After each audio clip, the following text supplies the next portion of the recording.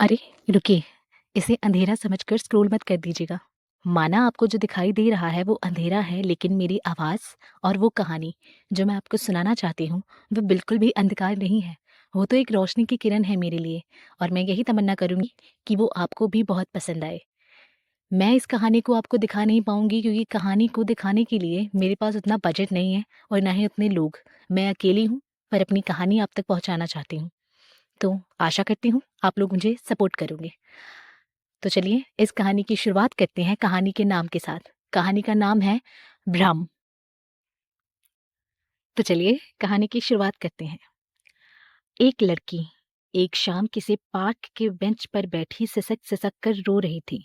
वहीं उससे कुछ दूरी पर एक चाय की दुकान के पास खड़ा नौजवान शख्स कब से उसे देखे जा रहा था।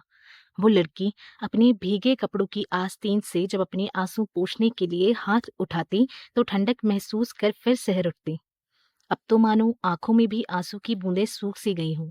पर पेड़ से टपकती बारिश की बूंदें उसके बालों से होते हुए माथे तक आती और उसकी घनी पलकों पर आकर रुक जाती, मानो उसकी सूख चुकी आंखों को ठंडक दे रही हों।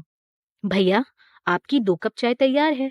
बोलते हुए एक छोटे लड़के ने उस नौजवान शख्स की तंद्रा तोड़ी।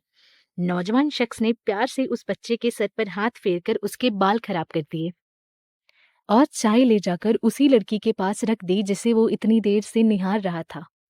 और चाय रखकर वो उससे थोड़ा दूरी पर बैठ गया। खुद के पास किसी के होने के आभास से वो लड़की सहम गई। रात लगभग हो ही गई थी।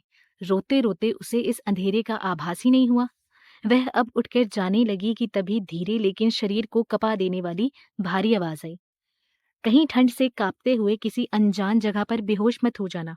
मैं अजनबी हूँ, मुझे अपने दुख बयां कर सकती हो और इसी बहाने चाय भी खत्म हो जाएगी। उसकी उस अनजान शख्स की आवाज सुनकर ना जाने क्यों पर उस लड़की को कुछ अपनापन लगा। वह दोबारा आकर अपनी जगह पर बैठ गई और चाय का कप अपने हाथों में पकड़ लिया और बिना कुछ बोले उस नौजवान शख्स को देखने लगी। पर अंधेरा होने के कारण वह उसे देख नहीं पा रही थी। एक तो घना अंधेरा और ऊपर से उस पेड़ की छांव जिस पेड़ के नीचे वह बैठी थी, उस शख्स को देखना बिल्कुल नामुमकिन सा था।